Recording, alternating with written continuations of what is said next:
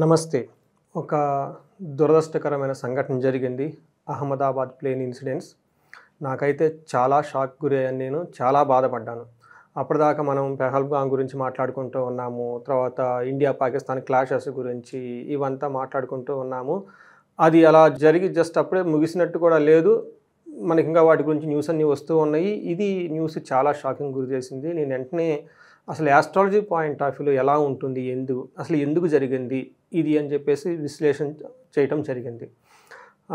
నేను కొన్ని వీడియోలు ఆల్రెడీ చేశాను. ఒకటి షష్టగ్రహ కూటమి, దాని యొక్క ప్రభావం ఎలా ఉండబోతుంది, అలానే మనకి పెహల్గాం ఇన్సిడెంట్స్ జరిగింది. అవి జరిగిన తర్వాత ఇన్సిడెంట్స్ ఎలా ఉండబోతుంది, వాటి యొక్క ఇంపాక్ట్ ఏంటనేది కూడా ఒక వీడియోలో చేయడం జరిగింది. కొన్ని ఛానల్లో, యూట్యూబ్ ఛానల్లో రావడం జరిగింది దాని గురించి. ఈ వీడియో దానికి సబ్సిక్వెంట్ వీడియో కింద మనం భావించవచ్చు. ఈ ఈవెంట్ జరిగిన సంఘటన కనుక చూస్తే 12వ తారీఖు జూన్ మధ్యాహ్నం 1:38 PM ఎగ్జాక్ట్గా ప్లేన్ క్రాష్ అయింది అని చెప్పేసి మనకి ఛానల్లో వచ్చినాయి, తర్వాత న్యూస్ ఆర్టికల్స్లో వచ్చిన ఆ టైంని తీసుకొని నేను కుండలిని జనరేట్ చేశాను. ఆ ఇన్సిడెంట్ జరిగిన టైంని కుండలిని జనరేట్ చేస్తే దాని ప్రకారం నాకు చాలా క్లూస్ దొరికినాయి అనమాట. ఫస్ట్ ఒక్కొక్కటి నేను దాని గురించి ఏ విషయం వల్ల ఈ ప్లేన్ యాక్సిడెంట్ జరిగింది అనే దానికి మీకు వివరణిస్తాను. ఫస్ట్ వచ్చేటప్పటికి ఈ ఇన్సిడెంట్స్ జరిగింది మనకి కన్యా లగ్నంలో జరిగింది. కన్యా లగ్నంలో జరగటంతో ఈ కన్యా లగ్నం నుంచి కరెక్ట్గా 12th స్థానంలో కనుక చూసుకుంటే అది మనకి సింహ రాశి అయింది. ప్రాబ్లం అంతా ఇక్కడే మనకి యాస్ట్రాలజికల్గా ట్రిగ్గర్ అయింది. ఎందుకు ఏమిటంటే 36 సంవత్సరాల తర్వాత కుజుడు ప్లస్ కేతువు రెండు కలిసి ఉన్నారండి. ఇక్కడ మనకు కుజును తీసుకుంటే అతను ఫైరీ ప్లానెట్, యుద్ధము, బ్లడ్, తర్వాత వీటన్నిటికి సంబంధించిన సడన్ యాక్సిడెంట్స్, వీటన్నిటికి సంబంధించిన కారకత్వాలు కలిగిన ఒక మ్యాసివ్ ఫైరీ ప్లానెట్ అని మనం అనుకోవాలి. అలానే కేతువు కనుక మనం చూసుకుంటే ఇలాంటి సిమిలర్ క్యారెక్టర్ లక్షణాలు ఉండి కేతువు ఒక రకంగా మార్స్ కంటే ఇంకా బాగా క్రూరమైన లక్షణాలు కలిగిన కేతువు ఇద్దరూ కలిసి సింహరాశిలో ఉన్నారు. అయితే ఈ కేతువుకి ఏ పని చేసినా కట్టింగులు బట్టి వ్యవహారాన్ని ముందుకు బానేయకుండా ఆపే గ్రహమే ఈ కేతు. ఇలా రెండు దుష్ట గ్రహాలు, రెండు ఫియర్స్, అగ్నితత్వం కలిగిన గ్రహాలు, అత్యంత క్రూరమైన గ్రహాలు ఎక్కడున్నాయంటేనండి ఇది సింహరాశిలో ఉన్నాయి. అగైన్ వీళ్ళిద్దరు కలిసి ఎక్కడ కూర్చున్నారంటే అగ్నిపర్వతం మీద కూర్చున్నాడు. సింహరాశి మళ్ళా అగ్నితత్వం సంబంధించిన రాశి, చాలా ప్రమాదకరమైన రాశి. ఇలా 3 కాంబినేషన్స్ 36 సంవత్సరాల తర్వాత కలిసినాయండి.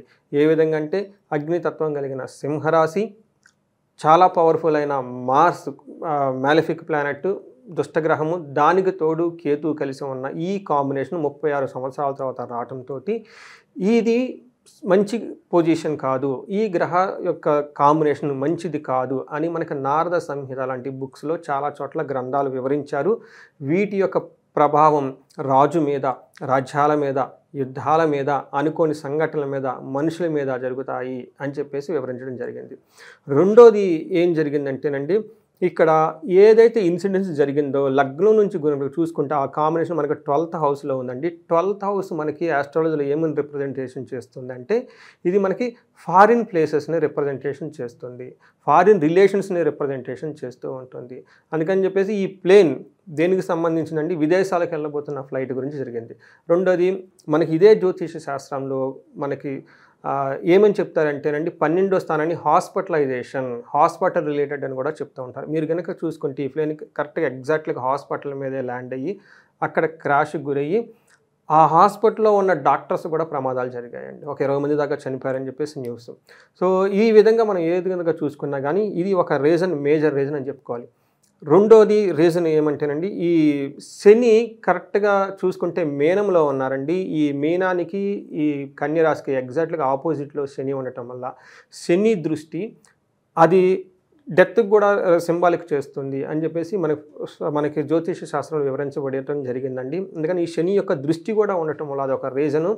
శోకవంతంగా ప్రయాణము, లగ్నానికి విషాదకరమైన సంఘటనలు చోటు చేసుకున్నాయి. తర్వాత ఇంకొక ముఖ్యమైన విషయం, మీరు ఈ లగ్నం నుంచి కనుక కుండలి కనుక గమనిస్తే 9th హౌస్లో మనకి సూర్యుడు ఉన్నాడండి. అగైన్ ఇక్కడ 9th హౌస్ వచ్చేటప్పటికి దూర ప్రయాణాలని, ఆధ్యాత్మిక ప్రయాణాలని, యాత్రల్ని రిప్రజెంటేషన్ చేస్తుంటే ఇక్కడ సూర్యుడు ఉన్నాడు. అగైన్ సూర్యుడు అగ్నితత్వానికి సంబంధించిన గ్రహం అని చెప్తారు. అయితే ఈ గ్రహానికి మళ్ళా అతను 12వ స్థానానికి కూడా అధిపతి. 12వ స్థానానికి ఇప్పటిదాకా మనం చెప్పుకున్న దాన్ని మోక్ష స్థానం అంటారు. సోల్ ఎగ్జిట్ ప్లేస్ అంటారు.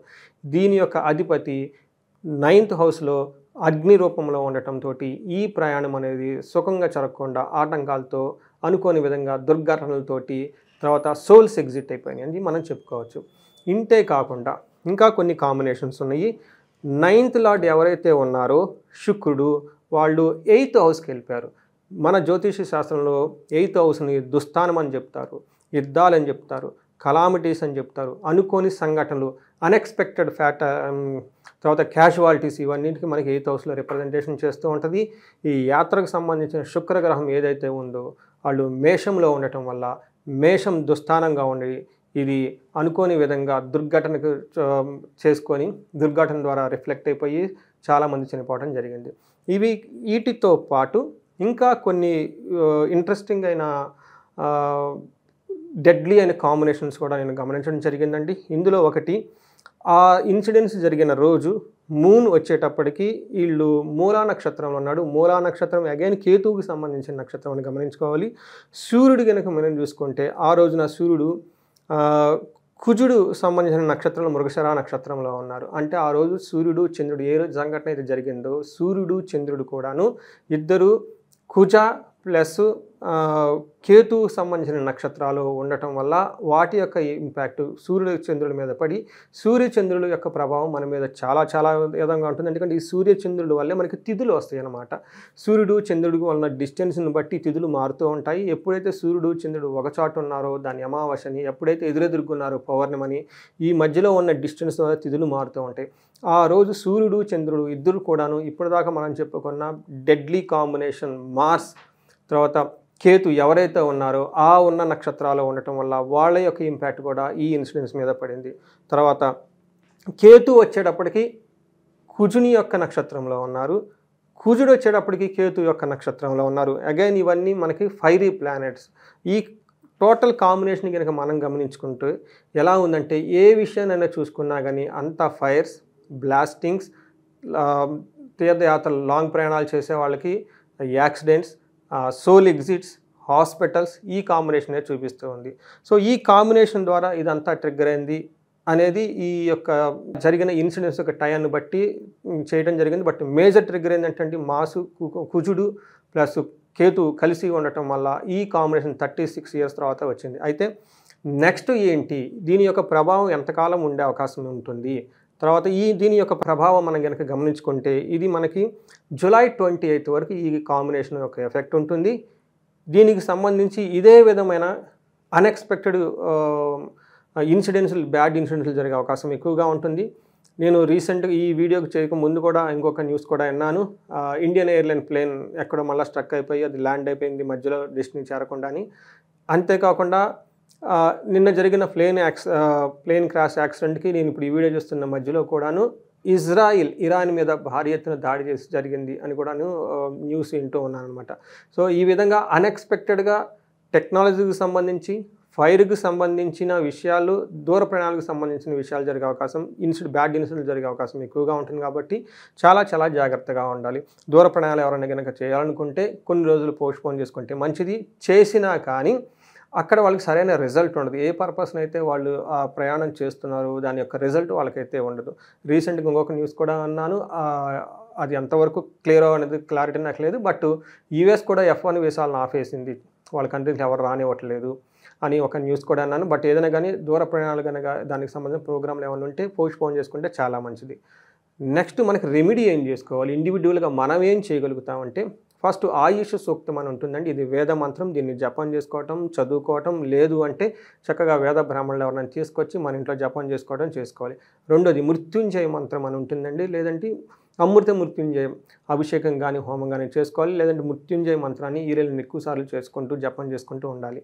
మూడోది మోస్ట్ ఇంపార్టెంట్, ప్రతి ఇంట్లో లేకుంటే ప్రతి చోట ఇలా దూర ప్రయాణాలు చేయాల్సి వచ్చినా ఇలాంటి ప్రమాదాలకి మోరార్లెస్ అసోసియేట్ అయి ఉన్న వాళ్ళు కూడాను అగ్నిహోత్రం కనుక ఉదయం సాయంత్రం కనుక చేస్తూ ఉంటే ఎక్కడైతే అగ్నిహోత్రం ఉంటుందో ఇలా అపమృత్యు, దోషము, భయము లాంటివి ఏముండవు.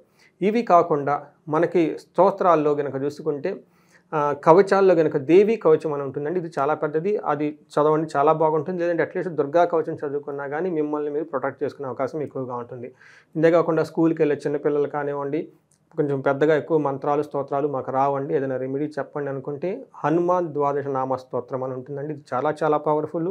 చిన్న శ్లోకము. దీన్ని చదువుకొని తర్వాత ఇంట్లోంచి కాళ్ళు బయటి చెప్పులేసుకొని అలా వెళ్ళిపోండి. మీకు ఎలాంటి అపమృత్యు దోషం రాకుండా మిమ్మల్ని, మీ పిల్లల్ని, మీ కుటుంబ సభ్యుల్ని కాపాడుతూ ఉంటుందండి. సో, నమస్తే అండి.